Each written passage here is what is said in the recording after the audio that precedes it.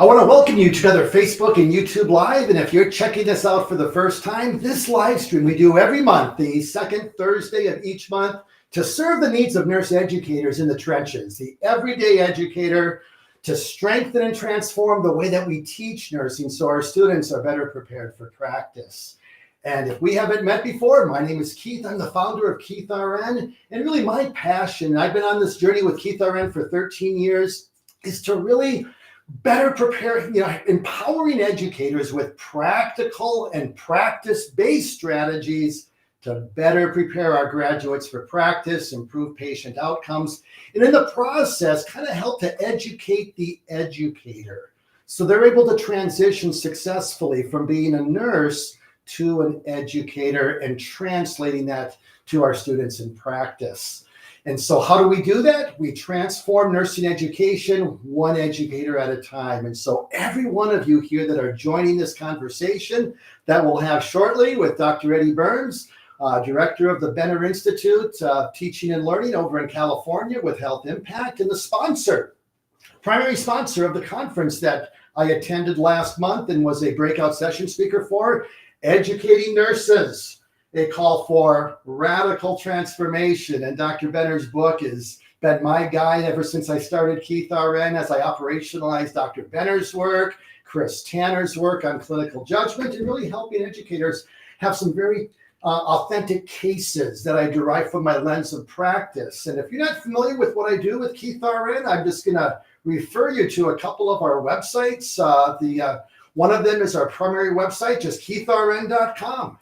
And just want you to pop in that, as well as we have a membership platform that is called Think Like a Nurse that has hundreds of authentic cases, active learning tools. Learn more and check that out. But tonight's topic is nurturing students to become compassionate and competent educators. And we're going to really kind of just make things very practical as we talk with Dr. Eddie Burns on just some of the takeaways from the Educating Nurses Conference, some of his work that he's doing with Dr. Benner and the Teaching and Learning Institute. But I also want to mention that all of these live streams that we do to really, again, empower educators with best practice strategies to teach practice so our students are prepared for practice. These are all recorded. And so I have a Facebook channel, Think Like a Nurse, it's just Keith RN, but really if you want to go to the easiest place to access our other recordings is on our YouTube channel, thinklikeanurse.com. And so I'm just going to kind of share those links with you so that we had a conversation last month with Dr. Tiffany Condren, who has been using some of the resources within our membership platform, Think Like a Nurse, and using one of our clinical reasoning tools in her clinical with a series of questions that had prompts, and she did her dissertation study. She shares some of the statistically significant findings as she used clinical reasoning prompts using Tanner's framework, and again, found some very powerful results and really validating that really just that we can transform the way we teach, and it does translate to better student learning outcomes. And so if you missed that conversation with Tiffany and clinical judgment prompts and the right questions that we need to ask our students to provide a repetitive framework of clinical judgment, check out that link and you can find them all there. Well, I just want to kind of just update you. We went to the Educating Nurses Conference in Las Vegas with Health Impact and Icon Ed. We're co-sponsors of that event. A very unique conference because it was called Educating Nurses, a call for radical transformation.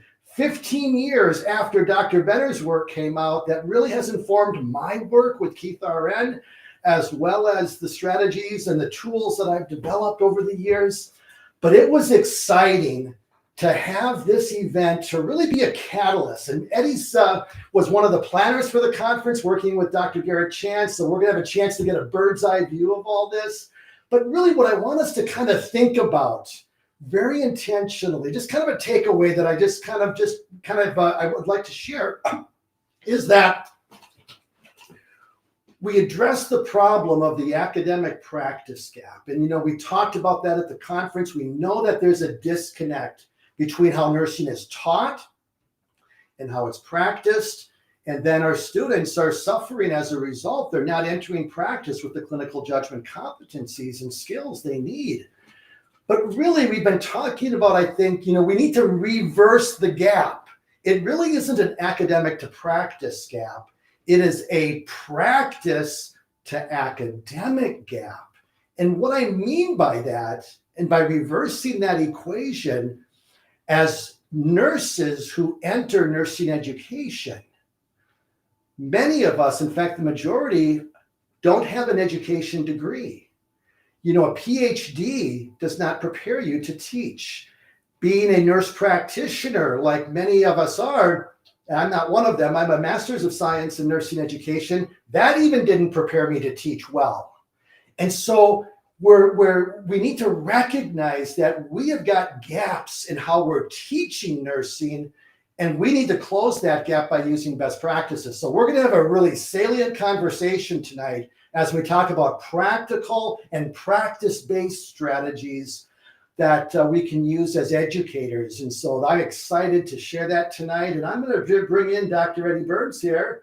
And Eddie, met him, we had dinner over at the conference, but Eddie has basically been with Health Impact for the last few years, since 2021. He is now the director of the Patricia Benner Institute for Teaching and Learning. And I would say this, Eddie, there is nobody better than Benner. She's the top scholar in my book, and you have the privilege of working with her. So I hope you can share some stories or anything as we get into our conversation. But, Health Impact is doing some incredible work. I'm going to let Eddie tell us more about it with, again, better preparing the workforce.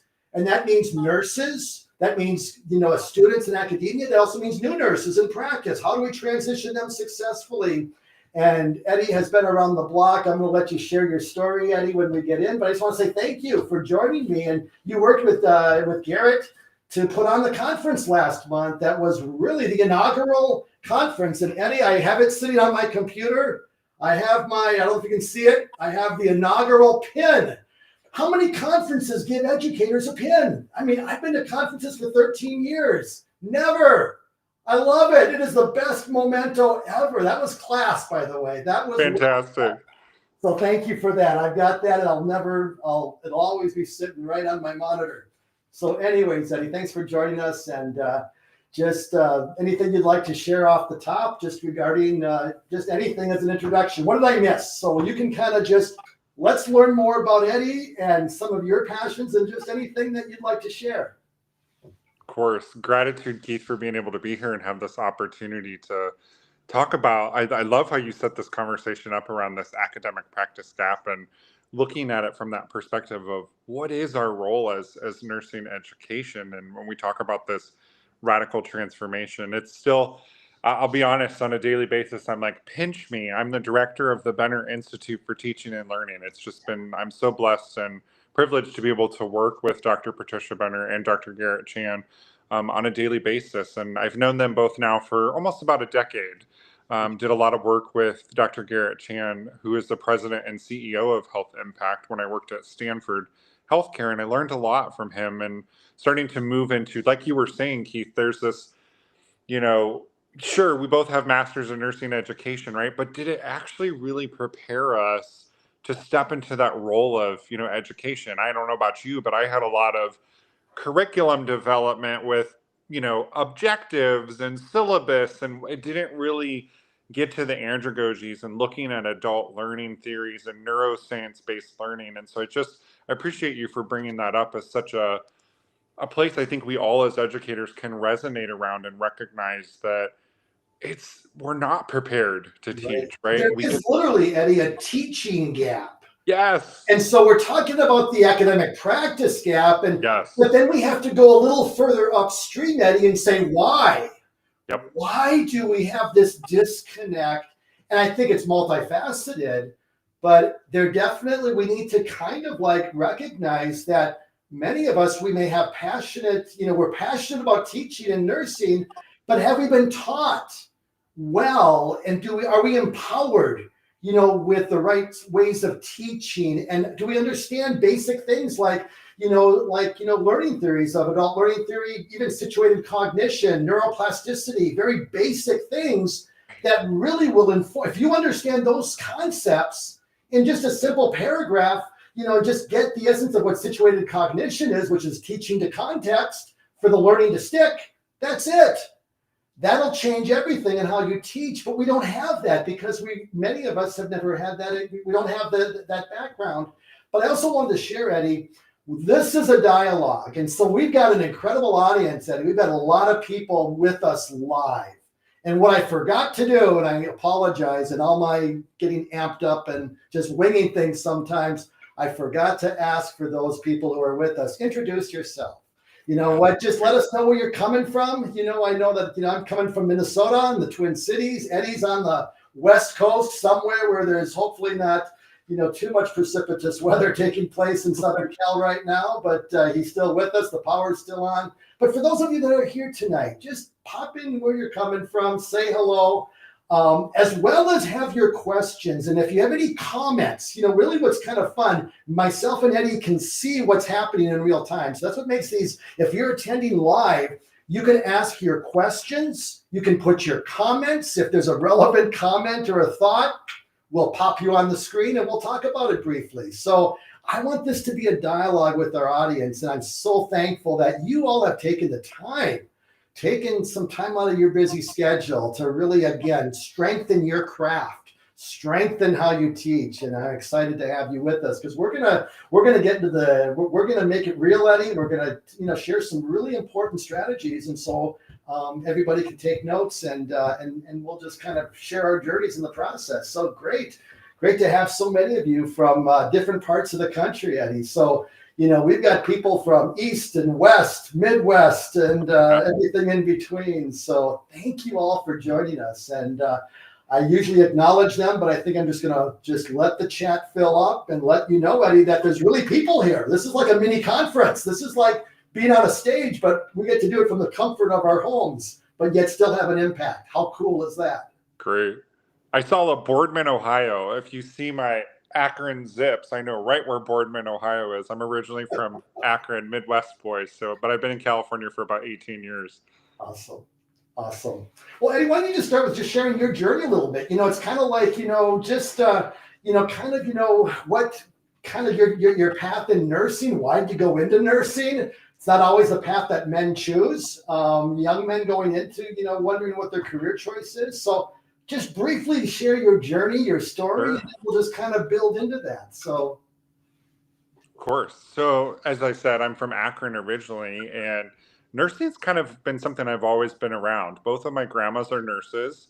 One of my grandmas is actually a PhD nurse, started as a diploma and worked her way all the way up to getting her PhD. And she's still alive. She's 85, and she just retired from teaching about 6 years ago, believe it or not. And so nursing is something that I was very familiar with growing up, and I, at a very young age, knew I wanted to go into healthcare, and wasn't really kind of sure, what that was going to look like. I started out kind of in that, oh, I'm going to do pre-med, mindset, and got into my college courses and knew a lot about what nurses did, but never really had the opportunity to see what nurses did. And so then I had the opportunity to go and work with my grandma a little bit, shadow her and see her in a couple of experiences, and it really opened my eyes to the care that's provided by nurses is such a unique kind of care. And I know we're going to talk a little bit more about that tonight. And so that was a big part of my decision to apply for the nursing program at the University of Akron. I actually didn't get into the nursing program the first time I applied. And so I, spent a year kind of doing some other coursework in psychology and have a bachelor's in that as well. And then applied a second time in the second year. So finally got into the nursing program and then started kind of down that pathway. And so becoming a nurse was something that I've just been so grateful and to be a part of for the last 17 years as a registered nurse, and being in healthcare for about 20 years now. It's just something that's really near and dear to my heart. And I hope we can have a really good conversation tonight around why it's so important for us as nurses and nurse educators to, like Keith said, help to start to narrow this academic practice gap, because it lives with us, each one of us, and our commitment and our passion to the profession. And so thanks for having me to be a part of this, Keith, and be able to share a little bit of my journey. I'm really excited to talk about some solutions tonight and things that we'll be able to hopefully give some of the educators to take away with them this evening. Well, let's start with just a simple thing. And, one thing that, like we talked about earlier today, is that, we both have something in common. I was a rapid response critical care float nurse for the last 14 years of my career, and you were the supervisor of the rapid response team at Stanford. And so, when you look at problem recognition, let's just leave educators with some practical nuggets, because failure to rescue is really a failure to recognize and notice what is most important and what, missing certain things. And it's multifaceted. But, if you were to kind of look at, looking at what the most common rapid responses were at Stanford and some of the things that, that you learned, how can we better prepare our students for problem recognition and these basic clinical judgment competencies? It's like, what are some of the common things we can learn from others' mistakes? Sure. So kind of like, in a positive way, I think it's really important, because I want educators to kind of like, we're going to go into the importance of clinical judgment, problem recognition, caring and compassion. You're a Caritas coach. We're going to get into that shortly. But I want to start with the obvious here of problem recognition and failure to rescue, and that problem we have in nursing as a profession. We got to own that. And how can we better prepare our students in some practical things that you've seen in your journey and in that role that you could, I got a few of my own, and if I have time, we'll share it, but I want to start with you. I have to give a shout out to Sharon Goldfarb. I see her in the chat. Yes, Sharon, welcome. She's Sharon. She's a good colleague. Thank you. She is. Love Sharon. Yeah. So being over, one of the lead educators as a nursing professional development specialist when I was at Stanford with the rapid response teams, I had a lot of experience to draw from being in those roles myself, starting as a new grad in ICU and then, kind of working your way up into charge nurse and the code teams and those things. It was a very different role, though, being on the other side from the educator perspective and from a leadership perspective and supporting those teams.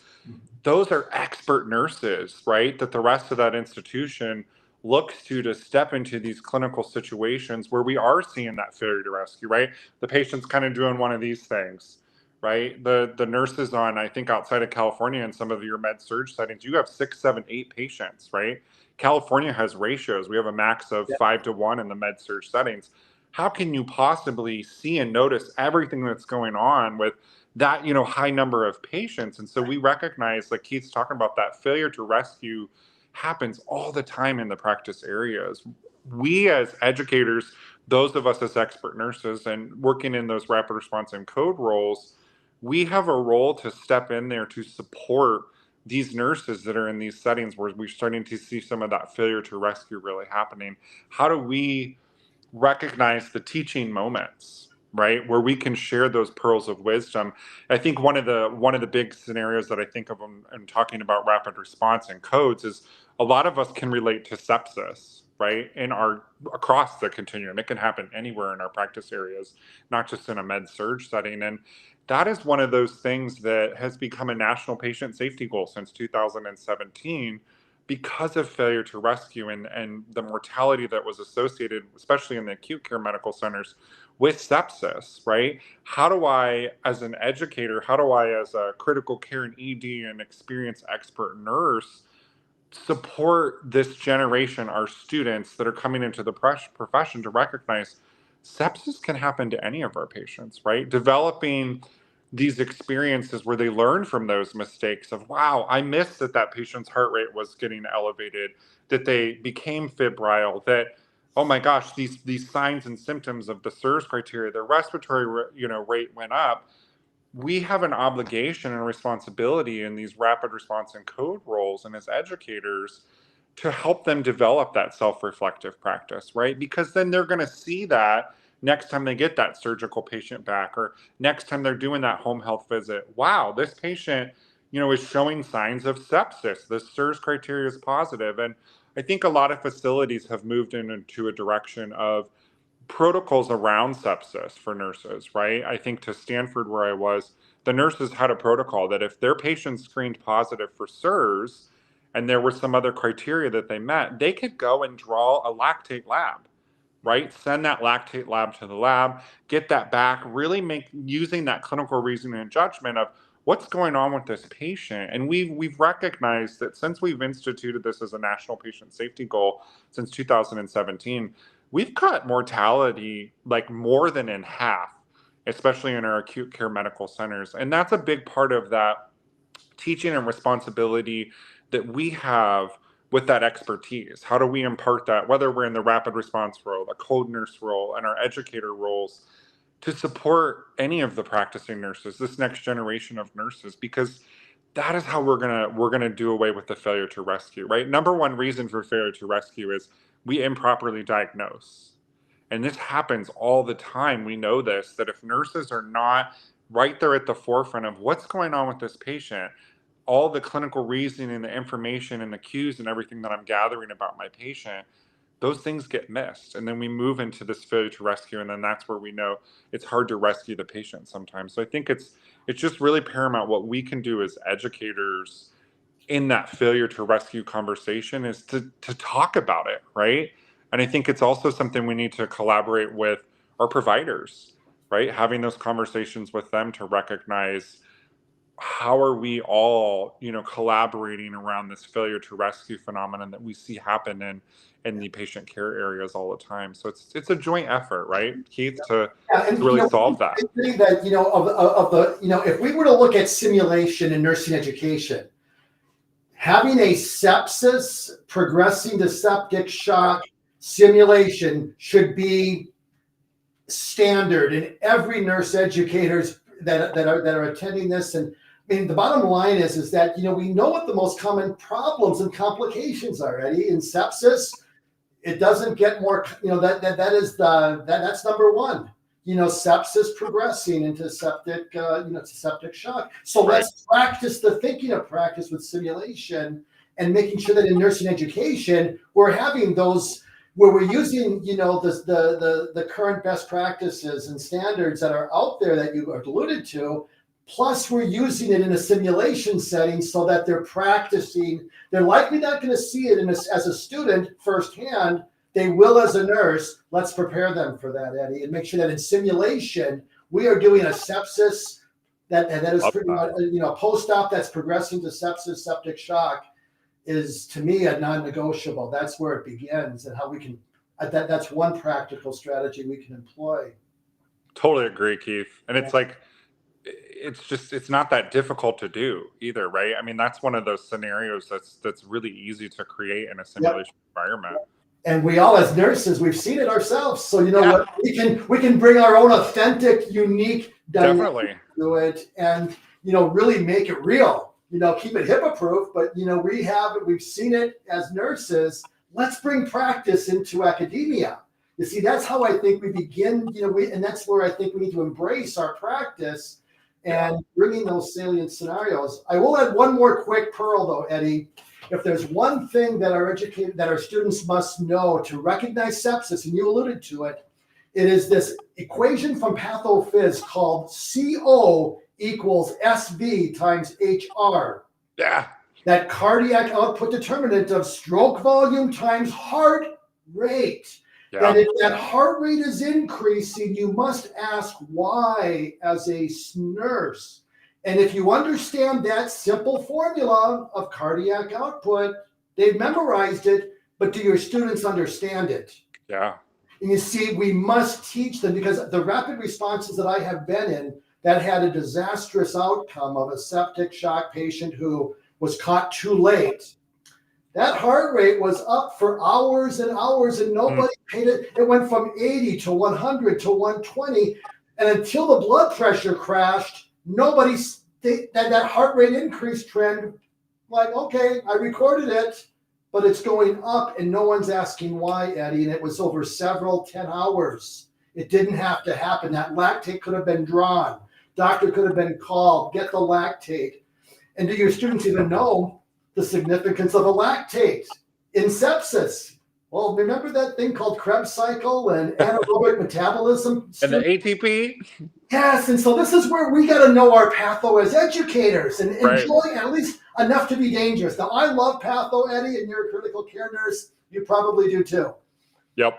But, let's make it a strength. If it's a weakness as an educator, and, again, we all don't love patho. Let's be honest. It's a hard content and we don't always live and breathe it. But we got to teach that to our students and help them to understand at least what's most important from these things like cardiac output and stroke volume and heart rate. We got to make sure, if there's one takeaway that I want all of you who are here and will listen to this recording, make sure your students understand that before they graduate. They'll save a life, Eddie. That'll save a life. Like you said, they missed the heart rate elevation. And we know that that's a common error.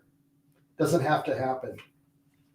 So, well, it's bringing it to life in the practice setting, like you're saying, Keith, that sure, they know there's 36 ATP in the Krebs cycle, and oh, look, they fall off the curve, and now they're. What does that look like in practice? That's what they need to be able to learn. And that's what we as educators, Eddie, need to translate. You see, we have to put on, I think as we have to remember that even as a nurse educator, we're still a nurse.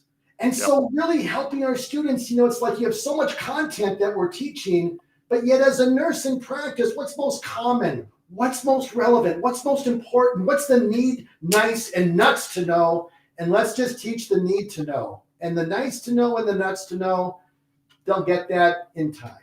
Right. And let's simplify. And again, cognitive load is a real thing, Eddie. Too much information is a problem.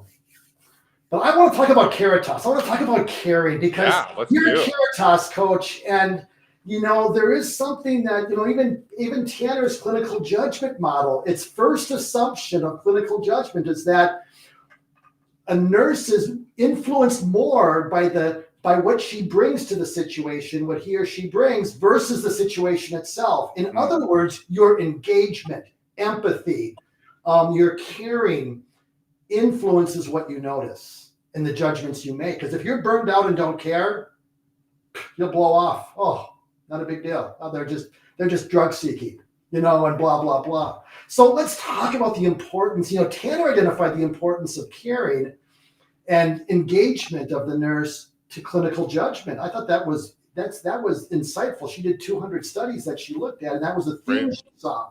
So, Eddie, from your perspective, talk about, as we're talking about nurturing our students to be caring, competent, and in that journey, let's look at caring and its relevance to the, to nursing, and even some of the things that came out in the conference from Phil Dickinson, and you can bring that in as well. So I'd love to just get your thoughts on that.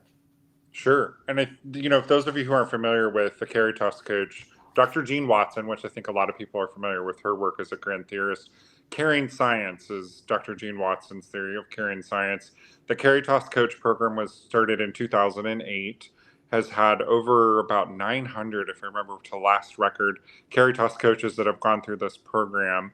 So it's been going on for about 17 years. It's a 6-month-long training program, a lot of CEs and things that are involved. And really what you're trying to do is to help to have a better understanding of your own self-reflective abilities in your practice and what caring means to your practice, and how do we bring caring to the forefront of nursing practice, right? How are we implementing that caring science as a Caritas coach? And so I was really blessed to be a part of that at Stanford. I was actually the first graduate from a Stanford cohort in the Caritas coach program in 2017. They have since have about 175 Caritas coaches, which is just really awesome how they've embraced caring science specifically and starting to bring that to the bedside. And I love that we're having this conversation, Keith, around the caring and the compassion and the empathy piece, right? We hear this all the time, in my teaching. Oh, this current generation, they're not empathetic, right? And They just text. Right. They just text. They don't want to, I think back to, 2 decades ago, and when I started the nursing school, and it was the first day, the first assignment, go and talk to your patient for 4 hours. You say that now to some of these students, they're like, what? You want me to talk to this person for 4 hours straight? And I always laugh and I chuckle and I say, you're going to be with them for 12 hours independently when you can become a new grad nurse with not one, but multiple patients, right? Depending on your practice area, especially if you're in community health, you're going to be with a lot of patients in those settings. And so how do we as educators help to cultivate to nurture that compassion and that empathy. Empathy can be taught. We have to recognize we are at the forefront of creating these teaching environments where we're allowing for that vulnerability, that engagement that allows us to talk about caring, why it's so important to our profession. You know, Keith and I were talking earlier, you can look anywhere in the literature. It's from 35 to about 75%. So let's take an average of about 50% of the care that's actually provided and caring in any setting with a patient, a family, or community is provided by nursing. So the other 50% of the actual direct care that's provided to patients, families, and communities is coming from all the other interprofessional members combined: physicians, social work, respiratory, physical therapy, you name it, pharmacists, the list, right?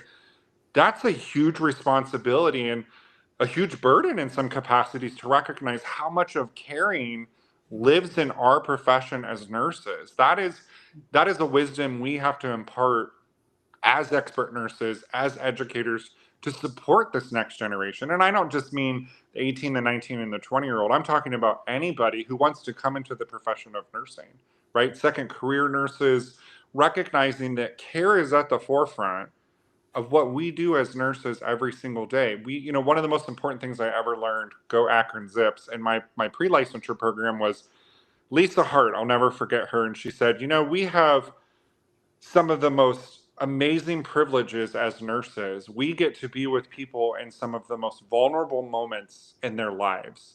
We get to see people be born. We get to be a part of people passing from this world and closing down that life world, right?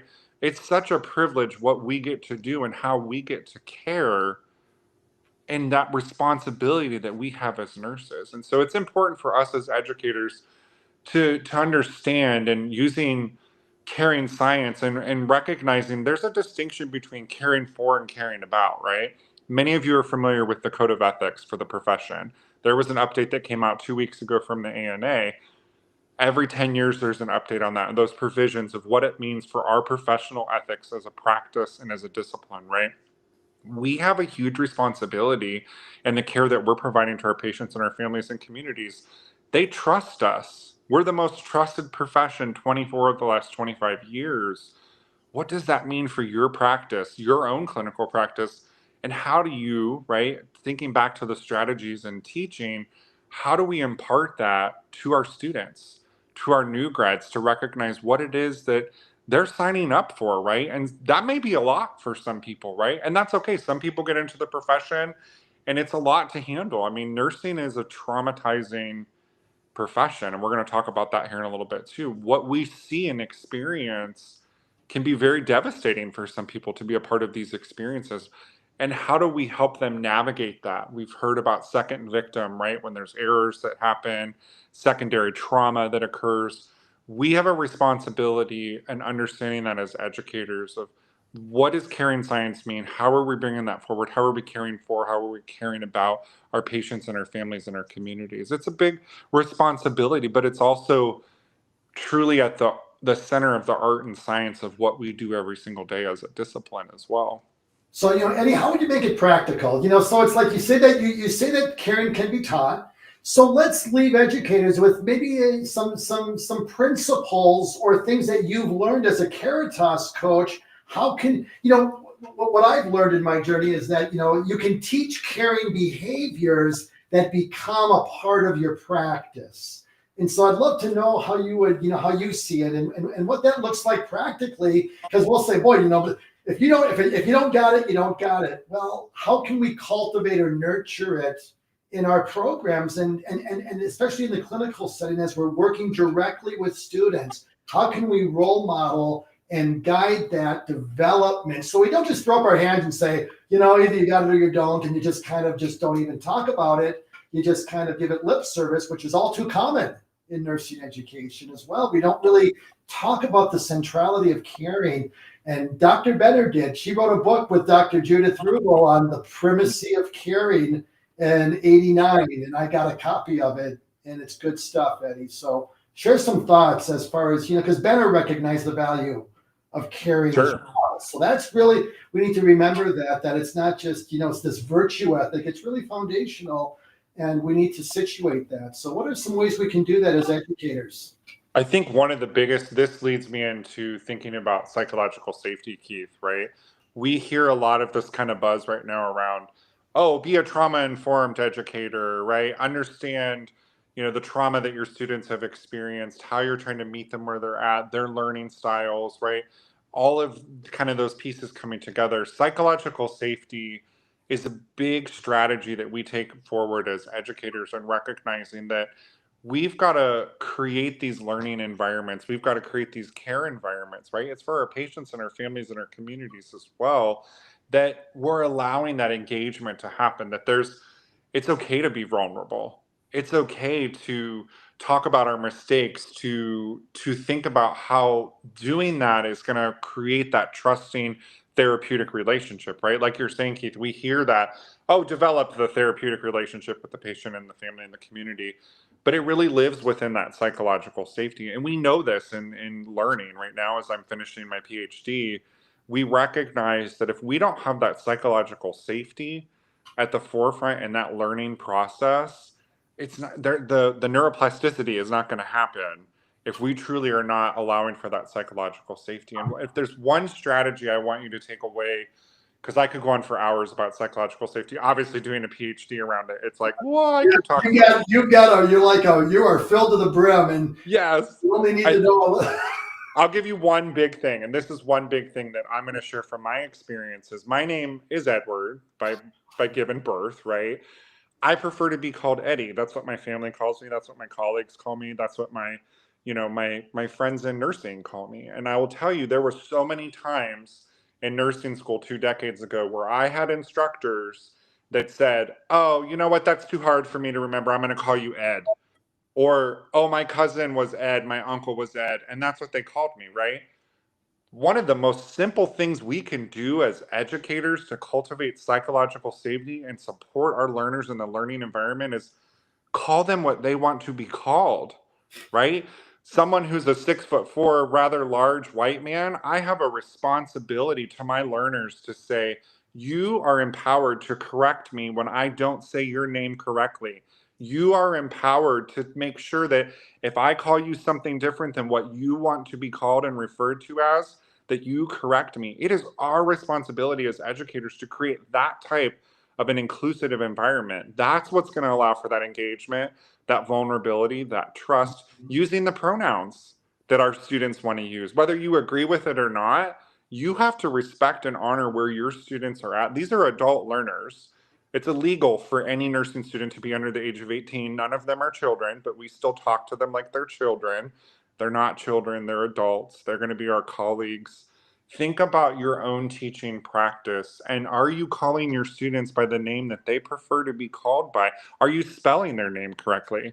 Right? I don't think anybody still grades papers with pen and paper anymore, but think about that. That is such a powerful tool for you as an educator to create that psychological safety, to allow for that vulnerability, to allow for that respect and that care to come forward. Because when we do that for our students, when we do that for our patients, we know this on the practice side. What do you prefer to be called? We're supposed to be asking that to our patients and our families and communities, right? Right. It is the key to creating that inclusivity, which is one of the first steps in psychological safety. It's key to the learning environment. It's key from a caring science perspective to establishing that therapeutic relationship that we continue to talk about. So that is one strategy, if you can take away, to start to develop that caring relationship with your students as an educator, and how they're going to develop that with their patients, is think about what people want to be called and why that's so important to them. Yeah, what you said that really resonates, Eddie, and you alluded to is the importance of respect, that mutual respect. So it's kind of like, in essence, it's that, Cynthia Clark's work on incivility is Yeah. that really the root of incivility is disrespect. When you roll your eyes, when you have that bullying and other uncivil behaviors, it's just blatant disrespect and disregard.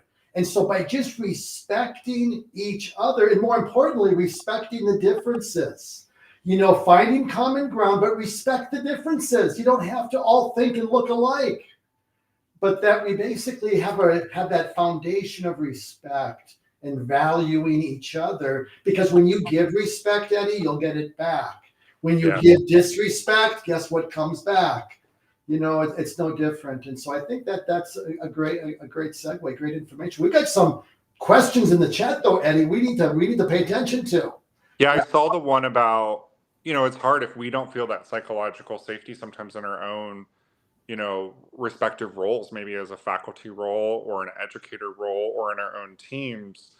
One of the things I'm reminded of is like, we still have to set that example, right? Just because other people aren't doing that, That's that's right. how we're going to change this, is that when they go low, we still go high, like Michelle Obama has said before, right? It's recognizing that you're gonna experience that incivility across, it's not just in nursing, it's across many professions, right? We have to continue to set that example. And I saw someone put in there, it's that, talking the talk but walking the walk, right? That's what we have to do as educators, is that we have to model that. We've got to, even in the face of sometimes that adversity, and recognizing we may not be experiencing that in some of our relationships or in the practice or learning environments that we're in, but we still have to move forward and be willing to set that example and do that, because that's how it's going to transform. Yeah, and you know what, Eddie? It's kind of like, in essence, Chris Tanner, when she was back in the early 90s, one of her articles was titled The Hidden Curriculum. And it was talking about, in the Journal of Nursing Ed, where she was the editor with her editorials, what students really learn isn't what's in the curriculum. It's the hidden curriculum of how the faculty and educators interact and get along. Sure. When they see incivility role modeled, that's the hidden curriculum. They're learning how to be uncivil when they get in practice from us, because we're role modeling that disrespect, incivility. They're seeing it. Our students are watching us. And I think that, so what aligns with this importance of being respectful role models, it's also a recognition with, like Cynthia Clark, is that, incivility is a cancer that we've got to eradicate, and we've got to do our part to be a part of that change. And so when we look at how do we help our students to be caring, it's kind of like, instead of putting the onus on the student, we need to start looking at us, Eddie, just like the academic practice gap, and look at our part.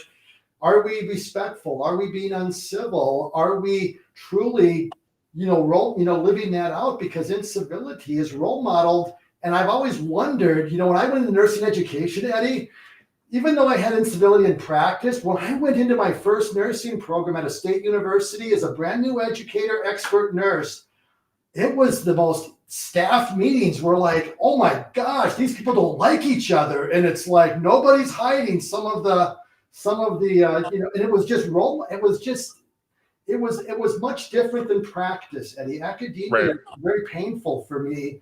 And I've experienced that incivility directly. And it's like, we gotta stop that, people. We've got to stop this, and that's where we can own our part. We can't own the other. We can only own ourselves. It's all about the serenity prayer. We can change me. You can change me. Powerful. Yes, Keith, I totally agree with that. Well, we got some feedback here, Eddie. We got a kind of like, I want to go back a little bit here. Lisa Gonzalez, she is a great colleague in Southern Maryland. Yes. She's talking about, and she's also been published numerous articles on clinical judgment. So I'm a fan of hers, Eddie. But she has this question here. What do you think about the burnout of nurses? It seems to be happening more lately. We challenge our students to demonstrate caring, but that takes time to practice. I love that California stepped up to ensure more realistic nurse ratios and other thoughts. But, we've got to look about what's going on in practice, Eddie, because our nurses aren't being retained. We can train them, we can educate them. They pass the NCLEX. They're in the profession for 2 years, and we've got a significant percentage saying I didn't sign up for this, like you're saying that, some of those things. So let's talk about that briefly. I think it's a great point we need to discuss. Well, I think it kind of ties into what Sharon was talking about with the microaggressions and also the implicit biases, right? Being trauma-informed educators, we've got to recognize the trauma that you experience in the healthcare professions, right? You're dealing with some situations where sometimes it's someone's lowest of low, right? They're going through a crisis, right? We manage crises all the time as healthcare providers, especially as nurses. Burnout, kind of sits in that space around, we have not traditionally done the best job of actually really articulating the profession and practice of nursing, right? The media does not help us by any stretch of the imagination. Like, look at how we're portrayed, right, on a TV show as nurses, and that it's this, continually positive experience, and it's just, it doesn't do any real justice for us on what we're doing every single day. We need to have that conversation in nursing school, that you are signing up for a profession that you are going to see and experience and to be a part of things that we know from a research perspective are going to cause secondary trauma. You are going to experience implicit biases. We have to, I can't tell you how many faculty I've had a discussion with that will sit and argue with me and say, I don't have any biases. And I'm like, mind blown, going, every single one of us has biases across the board. We have biases. We have to first sit with that and recognize our own biases, right? The microaggressions we put out there, and maybe not even being aware of it, that we're doing that. It's that, going back to that, developing that self-reflective practice, right? All of this is a big conversation that we just have not done a good job of, and getting nurses prepared to recognize what it is they're stepping into in the profession, what they're going to be exposed to, that they're going to see and experience moral injury on a level that they've never experienced before in any other, if they've had another career or probably at any other moments in their life. You're going to be put into situations, moral dilemmas that can cause residue, right? That we kind of get stuck in, that it's hard for us. And that's where the burnout ends up happening, right? We know right now anywhere from 18 to kind of 33% of new grads are leaving the profession somewhere around like between 1 and 3 years. Not just hey, this isn't a good fit, let me try a different practice setting. About 1 in 4 new grads right now coming into the profession by that 3 year mark is leaving the profession. So we have a lot of work to do around this. I could go on for hours about the burnout So, conversation. so then the question becomes, Eddie, again, because nurse educators is our audience, and we have a chance to really make a difference as educators. And so, one of the questions I would say, Eddie, is that, like my passion with Keith RN has been about better preparing our students for real world practice. And how do we do that? And that's where, all that I've, been building my, just my, the resources that I've developed for educators. But in essence, Eddie, it's like, how can we prepare our students more effectively for these realities of practice, so that there's at least, you can't, so at least they're entering with like a toolkit or some resiliency and some things that are going to empower them when they, and professional identity, I know, is one of those things that they need to, what that looks like as a nurse, professional identity and embracing what it means to be a nurse and embodying those values of the ANA and just living it out. If you have a firm sense of your true identity as a nurse, that's going to improve resiliency. And so how do we kind of help our students over the course of the 2 years that they're with us at the RN level to basically prepare them so they're not roadkill? What can we do? What are some practical things that you would advise or guide? I think you hit the nail on the head earlier too, around the simulation, the unfolding case studies, using oral and written narratives, the true authenticity, right, of what it means to practice as a nurse. I can't tell you how many times I've heard from sometimes call themselves simulation experts, say, oh, well, we never let the patient die in simulation. And I'm like, that's the perfect time for the patient to die, is in simulation, because now you get to walk through this amazing conversation of, wow, what is involved now? What do we need to do? Who do we have to contact? Why is, organ procurement a conversation we need to have? What does post-mortem care look like? Giving them the opportunity to do these things that, if we're not doing that in the simulation and in unfolding case studies, when are they going to learn how to do that? They're going to learn it at 2 o'clock in the morning when they're 6 months into the profession and their patient passes away and they've never been exposed to it before. Now they're traumatized. They're already freaked out because they're like, how am I supposed to get through this? My first year of nursing. And then we go right back to the bigger question of, why are they burning out and why are they leaving the profession? It starts all the way back, like you're saying, Keith, in those programs, us as educators, creating these authentic experiences through narratives, through unfolding case studies, through simulation, where we were at that conference we just had, we were talking about, why are we not creating simulations around sex trafficking?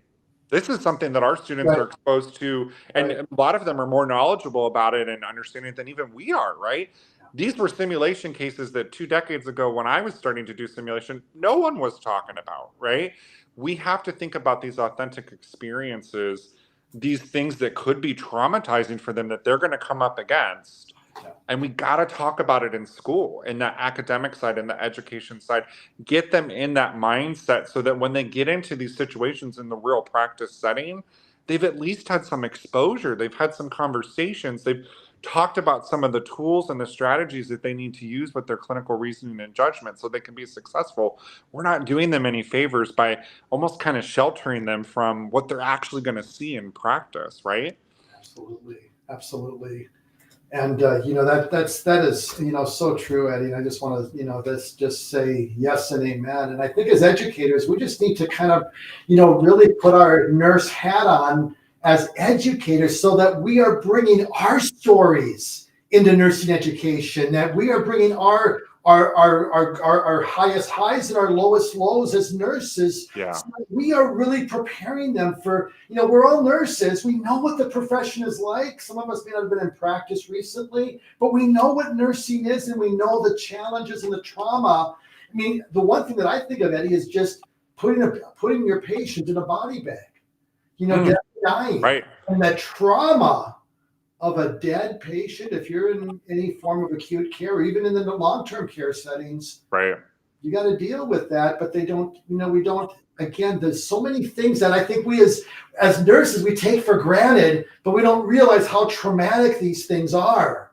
Right. The profession. And we have to be very intentional to kind of identify this, and we've got to put this in the curriculum. We've got to put this into our pedagogy, in our classroom stories. We've got to bring our stories to class. That's what your students will really remember. Isn't so much what you teach, but their stories. Your stories is what literally will live long after the test. So we got stories. So that's a pearl I want all of us educators to embrace your stories, or those of others that you can bring into your classroom to prepare them for real world practice. The oral and written narratives, Dr. Benner, you know that, Keith. She loves the oral and written narratives. You're exactly right. That's where that experiential learning lives. And could that be called a good unfolding case study, Eddie? Oh, yeah. Narratives, unfolding case studies, simulation, high fidelity simulation. Think of our post-conference debriefs, the conversations we get to have, in those moments with our 8, 10, 12, 15 students in a clinical day. There's ways for us to do this and to support them on the academic side so that they are prepared when they step into practice. Yeah, one thing I wanted to share, Eddie, is that I was blessed to have as a guest on Facebook Live Dr. Francine Bononeri, who works with, who's a nurse educator and has a ministry with working with sex trafficking victims and helping support them as a nurse. And she had an article published talking about human trafficking in the nursing curriculum. And because it's not on the NCLEX test plan at this time, most programs, 98% of the programs, aren't teaching what to notice with sex trafficking victims. And the tragedy is 70% enter a healthcare setting of trafficking victims, enter a healthcare setting at some point in their trafficking, and it goes unrecognized by wow.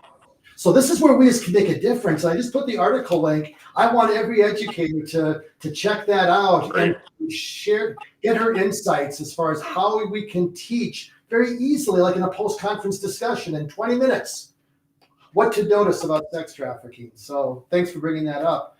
But Eddie, we're going to lose time here. We got about, I can't believe it's been 5 to 8. And you know what?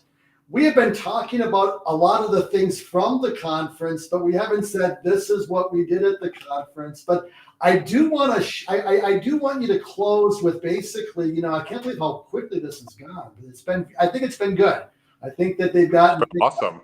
But when we look at the conference itself, Eddie, what I loved about this inaugural conference, it was very practical. And it focused on preparing students for practice and really emphasized clinical teaching strategies. And there was so much that, when you have Chris Tanner and Dr. Benner and Marianne Jesse from Icon Ed and Pat Kiriakaitis. I mean, you had the top scholars and educators as keynotes. I mean, that was unique. I've never seen Benner and Tanner at the same conference, and they were there last month.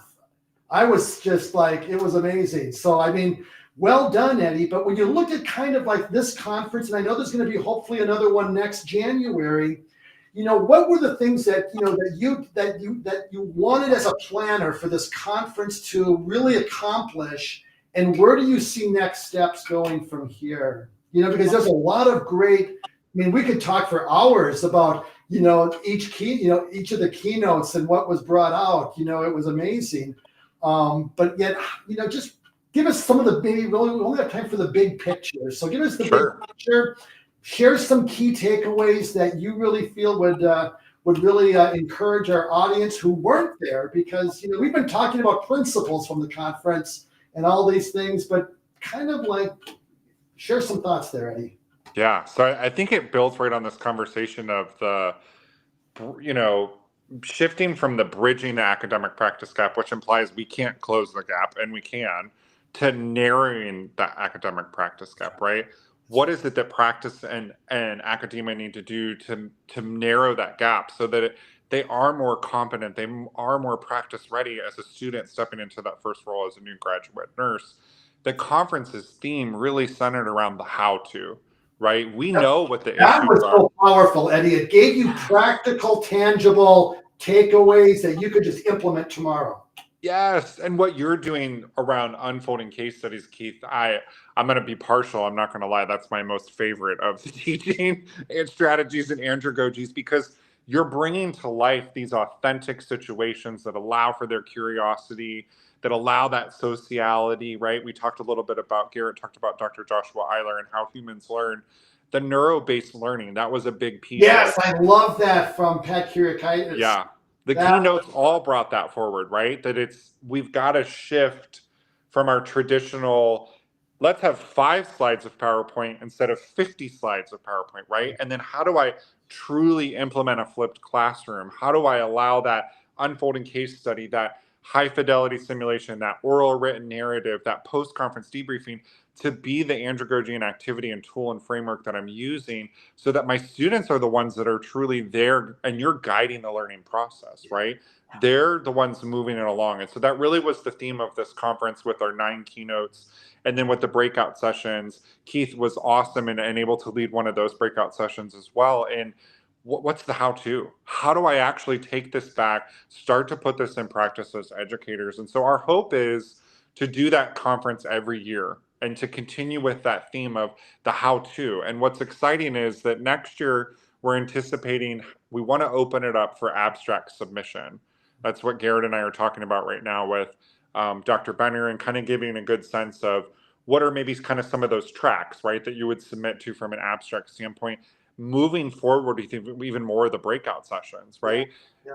Keith and there were 9 other breakout sessions that we had, where they had 4 to pick from, 2 different breakout sessions. Nobody used PowerPoint, really. It was like very, very minimal if there was PowerPoint involved with it. It was a true breakout session of the how-to as an educator and taking this and putting this back into practice. And so that really was something that we wanted to strive for, to set this apart from other conferences, that when we kind of have the tendency to just, here's some more information, but it doesn't resonate in a way of, how do I actually take this back and start to put this in to my teaching practice? Because the big distinction too is your teaching practice is different than your clinical practice. Yes, you have to have a competent, proficient, expert clinical practice to step into that educator role, but they're 2 different practices. That's not the way we go about it in nursing education. It's oh, you're great at the bedside, you be a great preceptor. Or have you ever thought about going into teaching? And like we said at the very beginning of this session, you just get thrown in, right? Or you maybe get a syllabus handed to you and a few PowerPoint presentations. Here you go as an adjunct faculty. We've got to focus on that how-to, and that's what we're hoping with at Benner Institute, and continuing with this conference on a yearly basis, is we're hoping that we can focus on that how-to, actually giving you tangible, real-world andragogy's tools and frameworks that you're able to take back as an educator, implement, put into practice. And that's what's going to narrow that academic practice gap. Absolutely. And, the bottom line is, Eddie, what I heard from Garrett, though, is he mentioned that he's going to that there's a link will there be a link that Garrett's going to say that if you didn't attend the conference, you can purchase access to the keynotes. And is that on the website right now or not? Yes, we are working on getting that out to everybody I will communicate that through, if you get my email Perfect. with Keith RN. Once I get that, I will broadcast that on our social media channels, on our email, and we'll get it out there to the masses, Eddie, because even if you didn't make it, the recordings are just as good. You can still take the notes. You can still get all the information. So for those of you that are saying, boy, I wish I would have been there, well, come next year for sure. It's well worth it, and to see it in live and to meet people like Dr. Benner. I hope Chris Tanner, I had a chance to talk to her. I've been wanting to meet her for years, ever since I started Keith RN. Never saw her at a conference, had a chance to talk with her, get a selfie. Felt like a little, groupie, but I'm kind of in a good way. I'm a Tanner groupie, and I'm not ashamed of that. So, she's my hero, and so thankful for her work. So to see her, to meet her, I mean, that to me was like a highlight for me as an educator, Eddie. And so, you guys were able to bring all of these great, just the top of the top, not just, some well-known people like me. You brought people who are the scholars and the movers and shakers. And so thank you for, the work that you're doing with Garrett and your whole team at Health Impact. It's not just Eddie and Garrett and a couple others. It's like, it takes a village, it takes a team, and you've got a great team. Had a chance to meet many of them there. So that's what you make. I mean, what better place to network as an educator when you have, this type of crowd? And really what I just in closing is that I just love the emphasis of practice readiness. It was all about preparing, pedagogies of practice. That to me was priceless, and it's not common at a lot of the big conferences. It's more informational. So this was bringing it down to the brass tacks, and that's where we need to be, Eddie, to make a change. So God bless you, and thank you for the work you're doing at Health Impact and making a difference, and taking Benner to the next generation. That's what I love. And so we get a chance to talk. We'll probably have you back, Eddie, another time. We'll finish up some things, but Dr. Benner is a treasure, and she's a California treasure, but she has blessed the entire profession with her body of work, and you're blessed to work with her and situators. So in closing, is there any just a final thought that you would? I'll give you the last word, and then I will just share a couple links, and we'll call it a night and say thank you for everything. But just thank you for this opportunity, and I definitely want to give that shout out to Garrett, Dr. Garrett. Yeah. He is a true alchemist leader. If he could put a nursing school on the moon, he would. He just, and this conference was something that he was really excited to do kind of right before COVID hit, believe it or not. We were hoping to have this conference back in 2020. And then we all know what happened in 2020. And so just to be able to bring this forward in his tenure as the CEO of Health Impact has just been really meaningful. And I also want to, give Sharon Goldfarb a shout out. I know she's here too and been involved. She was instrumental in the pilot cohorts for a lot of the work that we've done at Benner Institute. And just want to make sure we give some gratitude to Sharon for all of her support as well. And thank you all for allowing us to be a part of this experience. And we're here to support you at Benner Institute. Keith will give you my email. Please reach out. Thank you for reminding me. Let me just get that on the screen right now, because it is... It takes just a moment, and there we are. Awesome. And let me just kind of put, what I would like to share with just in closing here is just I've got a couple links here of for those of you who, and this is where you can kind of navigate to everything of Health Impact and the Benner Institute is basically there. I've got the link for Health Impact, but also I've got some things for the Benner Institute, because that's kind of where that's where a lot of the secret sauce is happening. As you are basically, there's a lot of things that they're doing with Benner's work. There's a PDF there that summarizes what the Benner Institute for Teaching and Learning and some of the courses they offer for other, for educators around the country that you can access. And so those links will be are there for you. And I will just I got to share a couple of my own, Eddie, in closing here. What I just wanted to share is that, as Eddie mentioned, and even, I did my dissertation on unfolding case studies, Eddie, and there's nothing better than one of the best practice strategies of teaching a practice-based profession is an authentic case study, but it can't be multiple choice because no patient has a select all that applies. You either know it or you don't. And so my case studies have always been open-ended questions, Tanner's framework, and cases derived from my lens of practice or those that created the specialty topic. So I've got hundreds of case studies. You guys can just check it out. I've got a coupon code. I just want you to know that if you're looking for the tools to help you teach those active learning pieces, Keith RN has got your back. And Eddie, you've got you're at we've got your back. You're back at the Better Institute and all you're doing. And just want to say thank you for all you're doing and look forward to next year. Awesome. All right. Blessings to you. Gratitude to everybody. All right. Have a good night. Take care.